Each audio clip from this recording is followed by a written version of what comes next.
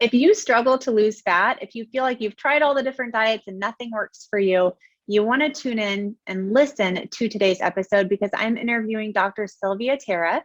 She has a PhD in biochemistry and her MBA. She's the author of the book, The Secret Life of Fat, the science behind the body's least understood organ and what it means for you. I'm obsessed with this book. I learned so much about fat as an endocrine organ. That's right, your fat is an organ, just like your digestive system, your heart, your liver, all that stuff. It actually sends signals to your body. It can control your brain, your hunger, and of course, your weight loss. You're going to learn so much from today's episode. It was a really great interview. We talked about things like why fat is so hard to lose. Why does it want to stay on our body? Why do women gain more fat and have a harder time losing fat than men do? Why do women have a harder time losing fat, especially as we age and after menopause? And what are some really specific things that we can do to help lose fat? And I think that it's also important. We got into some psychology behind weight loss and the fact that we don't need to be perfect. We don't need to look perfect. The goal is to be healthy. I know you're going to love this interview, so let's go ahead and dive in.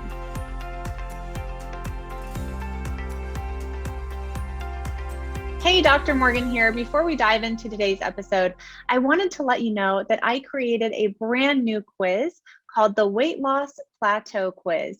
It's going to help you understand why you're not losing weight. I know how frustrating it can be to feel like you're doing all of the things. Maybe you're eating a lower carb diet, you're exercising, you're trying to sleep, you're trying to reduce your stress, you're trying to do intermittent fasting, you can't be consistent. What's going on? What's wrong? This quiz is going to help bring you some clarity.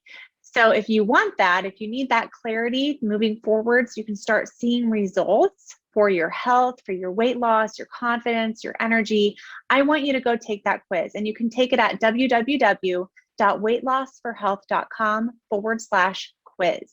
All right, guys, we have a really special guest today. Dr. Sylvia Tara is with us. I already introduced her. Thank you so much for joining us today. Thank you. It's great to be here. Yeah. So I wanted to get started really quick with telling you how I actually found your book. And I love writing. I love reading. And so I was thinking, if I ever wrote a book, what would I call it? And then I thought of this great title. Ooh, how about The Secret Life of Fat? And then I thought that must already exist. It's way too good of a title. And sure enough, it did. And that's how I found your book. So can you tell us just a little bit more about why, what was your own journey? You talked about it in the book, but I know people listening or watching maybe haven't read the book yet. So tell us about your own journey and why you decided to write this book.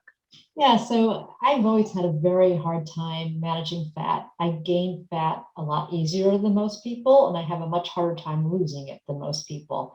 And I spent my life watching people eat what they want, to eat a pizza, a burrito, have a beer, a wine, and not really have much problem.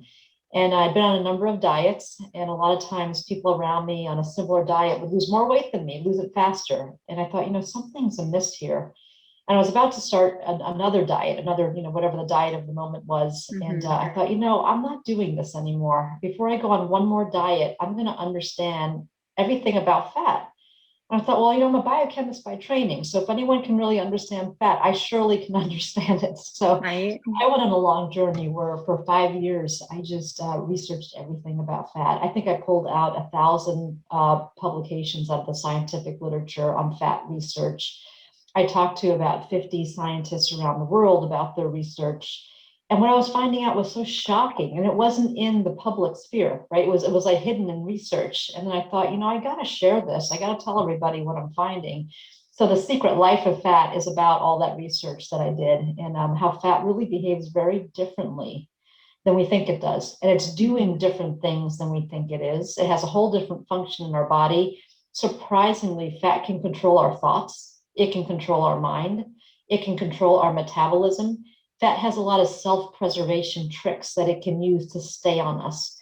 And if you don't understand them or you don't know what they are, it can be very frustrating to try to lose fat because it's working against you. So the key is to understand your fat, knowledge is power, and then work with your fat to lose it, not against it. right? And so that's what the book is about. We're going to dig into that. And I always like talking about people's why. We were talking offline about the psychology of weight loss, and I believe it's very, very important for people to identify why they want to lose weight, why they want to get healthy. So what's your why? You kind of said that you struggled a lot, but really what's your why? I mean, this is a labor of love, 5 years, 1,000 research articles. You've built kind of a brand around this. So what is that deep-seated motivation keeping you going? I mean, for one, everybody wants to, be thin. It's all around us. There's health reasons to stay thin, right? As you go on, we hear all about the link with dementia, the link with bones, the link with heart attacks, right? So we all have to get into a healthy weight. That's really important. And that doesn't mean being super thin necessarily. It just means a healthy weight. We all want to look a certain way as well, right? I mean, I think as we get older, it's very easy to gain fat, easier than before. And so we see our bodies changing. It's like, what the heck? I didn't plan for this. So for all those reasons, and just feeling like I'm in control, feeling like I've got a handle on this. And it's not perfect. I still gain weight here and there, right? But at least now I understand my body better, what it takes to gain it, what it takes to lose it.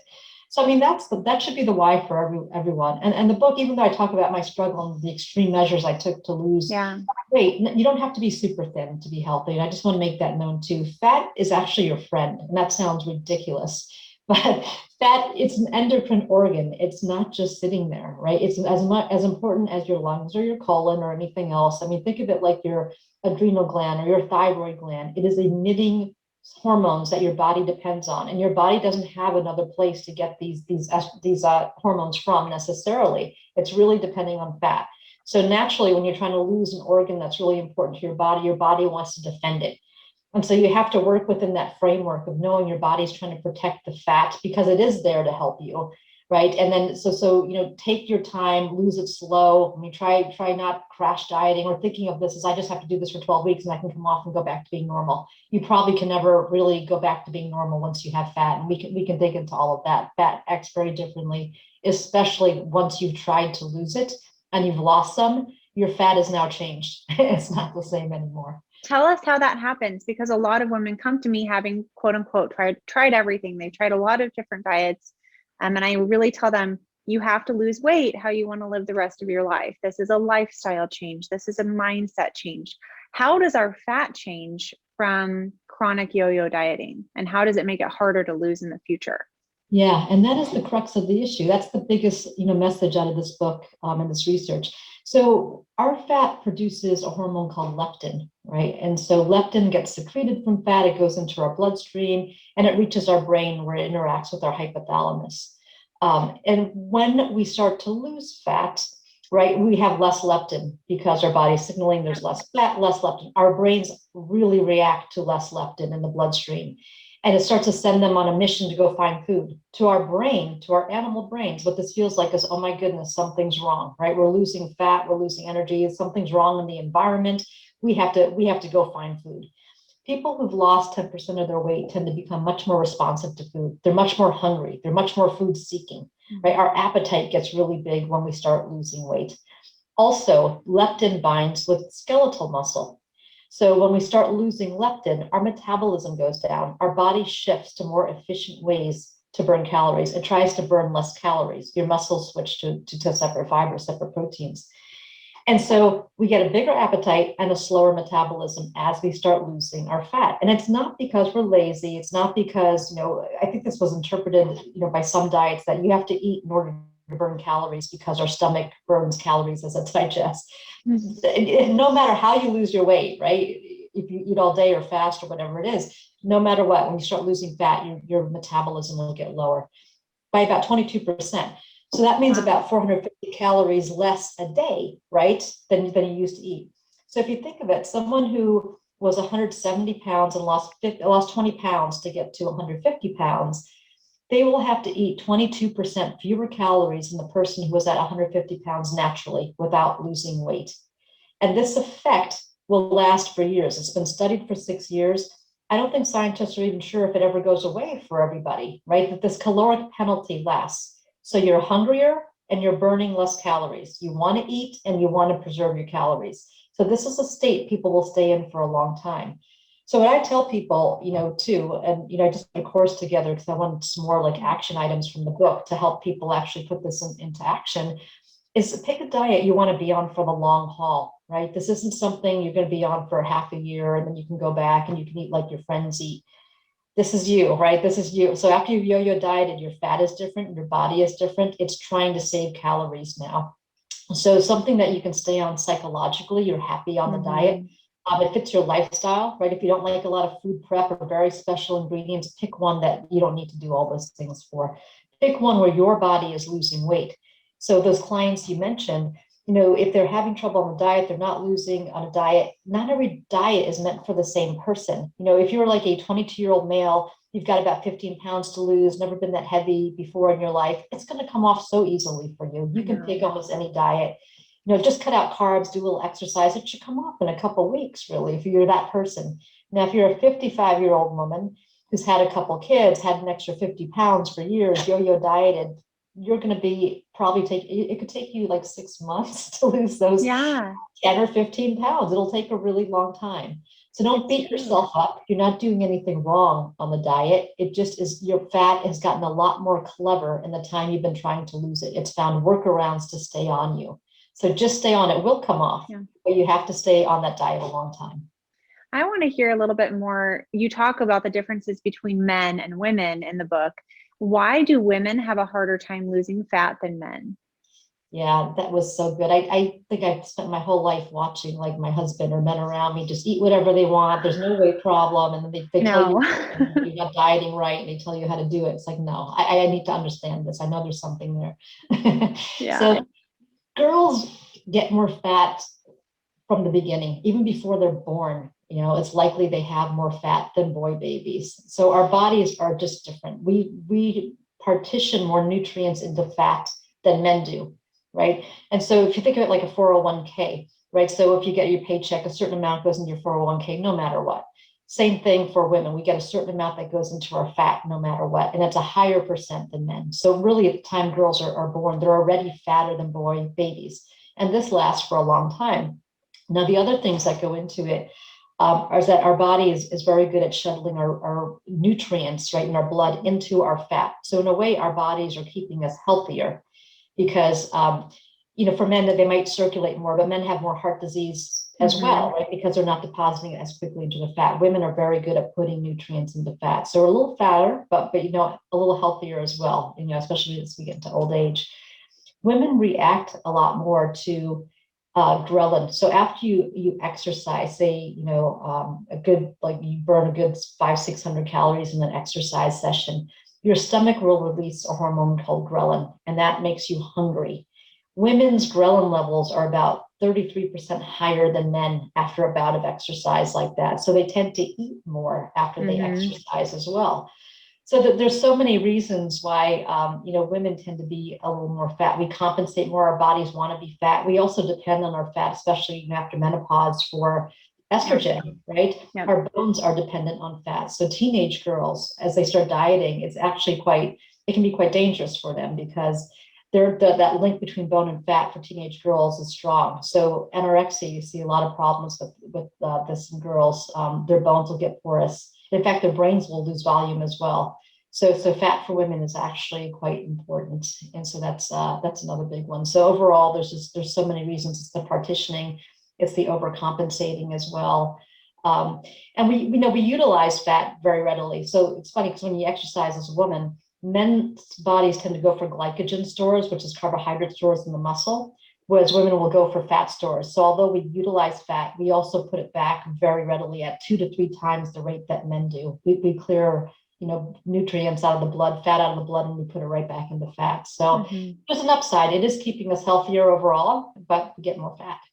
And that's one of the ways that fat is good. You said that at the beginning. I'm sure some people's jaw drop like, my fat is not good.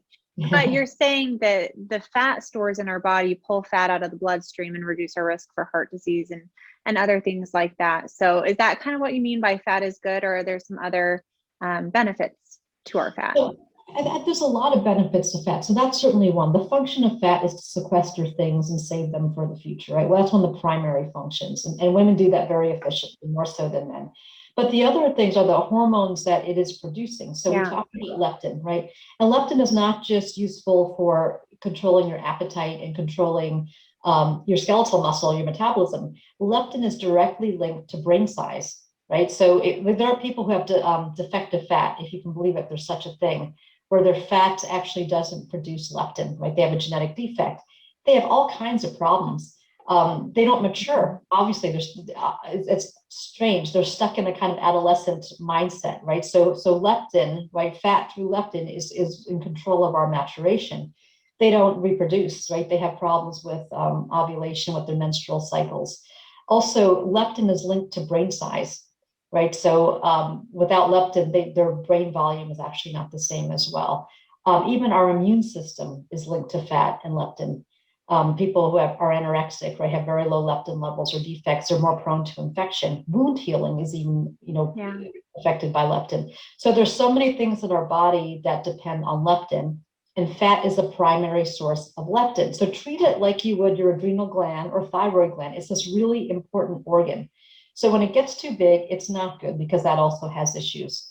But you need a certain amount of it to be healthy. So the whole dogma of, the less fat you have, the better, try to get to 7% or something, well, that's not good necessarily. You need your fat because it is an endocrine organ. One thing we haven't talked about is where you store fat, because that's also really important. So there's subcutaneous fat, which is the fat right underneath the skin. That is the safe deposit of fat. If you're going to have fat, you want it there. You want it like in your arms or your legs or your buttocks, that deposit that's underneath your skin. The unhealthy fat is visceral fat, and that's the fat that's under your stomach wall, right? So if you lie on your back, right, and you have this huge paunch and it doesn't flatten out, that's probably underneath your stomach wall, and that is really dangerous fat. That's the fat linked to heart disease, diabetes, and all kinds of problems. And so you can have a little extra fat as long as it's in the right areas. And so women, with our ability to store fat at 2 to 3 times the rate of men, okay, so we're a little heavier, a little softer. Make sure it's not in your belly area, right? Keep it away. Another hormone fat secretes is called adiponectin. Adiponectin helps guide the nutrients, the fat in your blood, to those safer deposits of fat. It keeps it away from your visceral area, and it puts it into your subcutaneous area. Exercise is linked with adiponectin. So if you exercise, right, it causes your fat to release adiponectin, and that helps guide your fat in the safer deposits. I write about sumo wrestlers, right? Obviously, that's fascinating. Tell us about sumo wrestlers and how they're healthy, even though they're larger. So tell us about that. Gigantic, right? And they have these huge bellies. That belly fat is underneath the skin. It's not underneath the stomach wall. They exercise for about 6 hours a day. So they eat a lot of calories, 6,000 calories a day, but they exercise 6 hours a day. And because they exercise so much, they have good amounts of adiponectin. And all that fat you see is in the subcutaneous layer. It's not in the visceral area. And so they don't actually get heart disease or diabetes, even though they're that fat. And so I'm not telling anyone to eat as much as a sumo wrestler at all, but I'm just saying that you can be overweight and still not have those problems. And interestingly, when sumo wrestlers stop being sumo wrestlers when they retire, they get sick very quickly, right? They start to have metabolic issues very fast because they're not exercising that much anymore. So, I mean, don't sweat it. I think if you have an extra 10 pounds, it's always best not to be too overweight. But if you have an extra 10, 15, exercise, right? Exercise and make sure it's going to the right areas, and you can actually be okay with a little bit of weight. I think it's really important to highlight some mindset things that might be going on for people, especially myself. So I used to have actually exercise bulimia in high school. And then I got female athlete triad, where I lost my period. I'm sure my bone health was impaired by that. And that was about 10 months. And it was done. When it was done, it was done. I never had any more issues with food and exercise. But that's ingrained in so many people, that we exercise to burn calories. And what I loved that you pointed out in the book was there's a lot of different benefits to exercise, like an increase in adiponectin, which moves fat into the safe stores, so away from the visceral, into the subcutaneous fat. And also, I'm a big advocate of strength training because it builds muscle, which improves insulin sensitivity, which will help with weight loss. So another thing I'd like to talk about before we pivot onto the different types of fat, not just visceral and subcutaneous, but getting a little bit more molecular. Why do women have more belly fat after menopause? Yeah, this is interesting. Our fat redistributes. Yeah. So fat cells themselves have receptors for testosterone and estrogen and growth hormone and all of those things. And as we get older, we have lower levels of those hormones, testosterone and estrogen. Hmm. Um, our fat is not getting burned at the same rate anymore, right? Because they're used to getting these signals, right? So when you think about it, fat, they have receptors, they're like ears. So I say in my book that fat can Yeah. talk because fat is Yeah. releasing hormone and it's talking through its hormones. And our cells have ears for this hormone, right? So they're listening. And the fat is, and they're listening to not only fat, but a lot of different signals in the body. So they're listening to insulin, they're listening to growth hormone, testosterone. And when you start to age, those levels of testosterone, estrogen, they go down. And normally those are great fat busting hormones. Testosterone is a great hormone for burning fat. And as it starts to go down, fat's not getting the signal. So it starts accumulating. It's not burning. It's not maintaining itself the same way. And so it starts to accumulate in areas where it didn't used to be, right? So women will start to get more belly fat all of a sudden, even though they've never had it before. Men get it more in their back, right? They get it in their belly in particular. Mhm. Women get it more in their legs, in other areas, a little less in the belly than men, although they will start to get some belly fat. Why it accumulates there versus elsewhere, I don't know if there's an answer for that yet, but it does start to accumulate more overall and in different places. So it's really interesting. And if you think of it, we're just in the beginning of fat research. Yeah. It wasn't even funded really until the obesity epidemic started getting bigger, right? Like started to become a larger problem. So really not even until like the 80s or 90s did fat research ever start to get funded. And so we're just starting to learn all these really interesting things about our own fat. So, before it was like, yeah, you eat low fat, if you eat less fat, you'll be less fat. It was so Right. simple diets. And now that we're starting to learn things like, the pendulum swings and now we're all about anti-sugar. That's the new thing now, to stop sugar. But it's going to change and we're going to learn a lot more, I think, Mhm. as research continues. Now, just to best manage the time of this interview, I think that I want you to briefly touch on how there are different, in the book, one of the people that you interviewed said we need to think about, I think it was your book. We need to think about obesity as obesities, just like we do cancer as cancers. So, can you give us just a couple of examples how obesity, excess fat can be caused by something aside from, an excess of calories or an excess of insulin? Yeah, so all of our bodies are really different in how we manage fat. In fact, 20 people could eat the same thing. They could eat a muffin. Not everyone's going to have the same response, right? There are some people who they don't get any kind of blood sugar response from a certain food, a muffin, say. Other people, they'll have a huge blood sugar spike. So we're all very different. And so how you manage your fat has to be different too. What you can eat will be different than what someone else can get away with, say. So I think that's where we have to look at fat and its variation. And what's your fat blueprint? And this is more about what my course goes into, is like trying to figure out your fat, right? Where are you on the fat stubbornness scale, right? And one of the best ways to get at individualizing your fat in your diet is to keep a log of what you do every day. This is what really helped me figure out, what I needed to do to lose weight. Because again, back to my original story, I tried a whole bunch of things and I didn't lose weight. I could actually gain weight on a diet. I might be the only one, but I could actually You're gain not. weight on a diet. You're And they not. tell you to eat all the time or graze, so that was Yeah. a fad for a while. Like I would gain weight on those.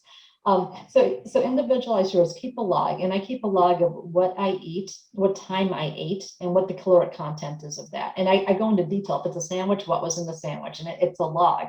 At least do this for the time that you're trying to figure out what diet's going to work for you.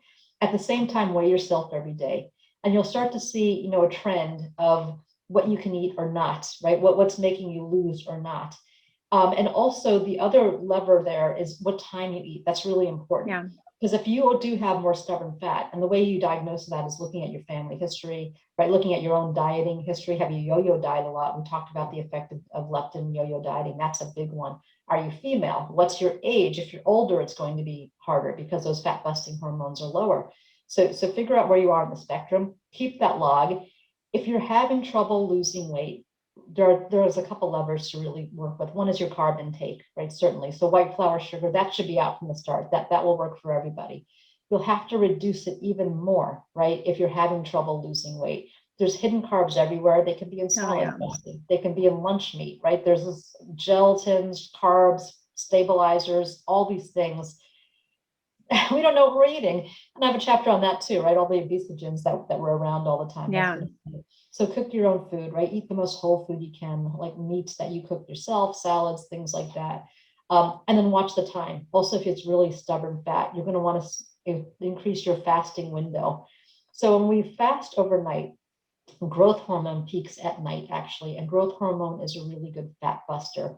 When we eat, we mitigate the effects of growth hormone, right? It dissipates.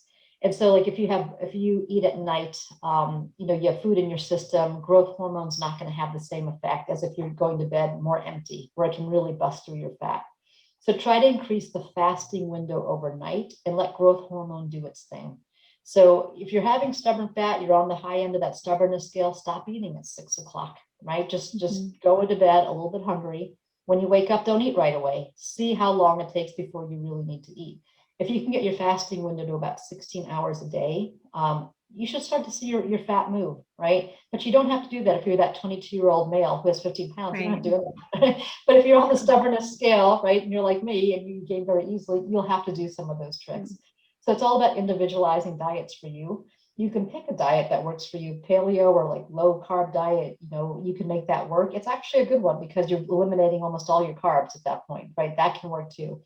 But it has a high recidivism rate. So people will come off it fast. They tend not to stay on it. I know, you're right. So, yeah, we yes, need to be sustainable. And another thing I wanted to be sure we touched on here was the psychology behind weight loss, which is something that's a passion of both of ours. And I think especially when you try to help people lose weight and maybe they hit a plateau and then that challenges you, as a coach, as a clinician, how can I help this person even more? What do I need to dig into? And usually what I like to compare it to is a mental weight loss plateau or a physical weight loss plateau. And I think that the gas pedal things are like the lower carb diets, the exercise, the intermittent fasting, the sleep, the stress reduction. But then there's a brake pedal, and these are dysfunctional thoughts, limiting beliefs, and I think a lot of people have such ingrained negative thought patterns and bad habits that are holding them back from actually going and seeing progress with the gas pedal. So I'm trying to help people take your foot off the brake so that you can move forward. And can you talk us through your perspective on the psychology behind weight loss? There's so much behind that, right? So it gets around to habits. That's a really big one. So the more you make things automatic where you don't have to think about it, it's not a decision, it'll start building on itself. It's like a snowball, if you will. Success begets success, failure begets failure. So the first thing I think is dichotomous thinking is good to know about. So there are people who, if they have one failure, they think, well, I'm a failure now. I might as well just fail the rest of the day and this week and this month. What does it matter? So if I didn't get an A in a class, I got a B. I'm a total failure. I might as well get an F, right? Yeah. Women have this a lot more than men. And I've talked to a number of coaches, a number of doctors who also work with patients for medical weight loss. There's something about women that there's more of a guilt factor there. So if they go off, it's hard. They tend to keep failing at that point. Whereas a lot of guys will be like, yeah, I had a beer, so what? And they just get back on. So you got to watch that slippery slope. Everyone comes off their diet. In fact, you should come off your diet once in a while. It's very hard to stay on. It's mentally exhausting to never give yourself a break. Know that you're going to come off once in a while and just get back on. It doesn't mean you're a failure. It doesn't mean that the whole world now has to turn into a binge session, right? It just means you had an ice cream. It's okay. Everyone has an ice cream once in a while. So watch the dichotomous thinking. The other part is, as much as you can, turn these into habits that you don't have to think about. Yes. So like, experiments that are done on the willpower world, they have people go to the gym and some people, like they get to have some kind of temptation with it. Like they have an audio novel or they get paid to go to the gym, and they tend to go to the gym more often if there's a temptation there. And when they remove the temptation, there's no more money and there's no more audio novel. They still go to the gym more often because it's become a habit. So you have to make it to where it's not something you're convincing yourself to do. You just do it. You get up and you do this exercise and don't stop. Once you do that, don't stop. Your habit, you'll want to do it automatically. You'll feel weird if you didn't exercise. It feels strange. Just stay on that habit. So that's the slippery slope you want to stay on, is that slippery slope of a good habit. Another thing is that you can have decision fatigue. So with doctors, they're told to wash their hands all day in a hospital, right? Towards the end of the day, they stop washing their hands because they're just fatigued at having to do this. if they have longer breaks in between, they can continue the good habit for longer, right? And so you want to give yourself breaks, actually. Think about what's rewarding to you. So as you're on this diet and you're being really adherent and you're on good behavior, you're going to need something that gets you real excitement. That's a break. You know, if you're prone to dichotomous thinking, don't let that break be an ice cream or a guilty food pleasure. Try to find something else. Shop. Like I like to, you know, I'll waste a lot of money. I'll just go online and buy something if I need a break. Right. So I've got a closet full of stuff I don't always wear. But find it. Find whatever it is and don't Yeah, it works. Yeah. well, find what works for you and don't feel guilty about that. Do that guilty pleasure, but give yourself a kind of pleasure break. You know, say you lose 5 pounds. Shopping is good too once we get past COVID, because it's clothes shopping, because you have to go in front of the mirror and you have to put things on, right? And so it keeps you conscious of what you look like as well. So anyway, just find what it is. Is it a movie? Is it entertainment? You know, is it going out to your favorite restaurant? Whatever it is, but give yourself breaks, or you can't stay on this for the long haul. No, So it's getting like healthy mentally. And the other thing is like, know you can do it, right? That's another thing, is people will look at something like, well, I'll never be that. And our dieting industry makes this really hard, because a lot of diet books will have some fitness guy on that's looking really good with big muscles, a washboard ab. And it's like, well, it just feels unattainable to a lot of people. You don't even have to be that to be healthy, right? So be careful of that, right? So don't make this feel like an impossible dream. You can do it. If you even have 200 pounds, right, that you have to lose, right? Even a 7% weight loss helps your insulin sensitivity enormously. So you don't have to get to washboard abs before you can be healthy and happier. So don't let the perfect get in the way of the possible. Get on your own journey, right, for your own health, and lose the weight you need to lose. And you don't have to look like what the dieting industry tells you to. If you think about it, they're really incented to give you something that's impossible to attain. But here's this perfect figure. This is what you can be if you go on my diet. And if you're not that, then you're at fault. You're the one who didn't do my diet right. And they'll keep you wanting to get this unattainable goal, because you'll keep buying, right? So you have to get out of this dieting industry mindset, worry about your own health, figure out your own fat blueprint, do the things that help you lose weight, which might not be what helps, you know, other people in your family lose weight. Individualize it for you and stay on it and just live a healthy, happy life. Yeah. Well, I know we could talk for hours, but you have another meeting coming up. So can you please let our listeners know where they can connect with you? Sure. So I'm on Facebook. I'm at Sylvia Tara, PhD, and I'm on Twitter as well. Go to the website, www.thesecretlifeoffat.com. There's articles there. The course is there as well. I post regularly on Facebook too. So, and my email is somewhere on my website page, so you can get to me that way as well as Facebook. So and we will link to that below. Now, really quick, surprise question, 1 minute or less. I love asking my guests, what is your most proud moment? What's your proudest accomplishment thus far? I think it's writing that book. Absolutely. Dang it, that must have been so hard, and it is so good. So if you have not read that book, download it. It's amazing. You guys are going to learn so much. We just grazed the surface today. Dr. Tara, thank you again for your generosity of time and expertise. Great. Thank you. It's great to be here. Bye-bye.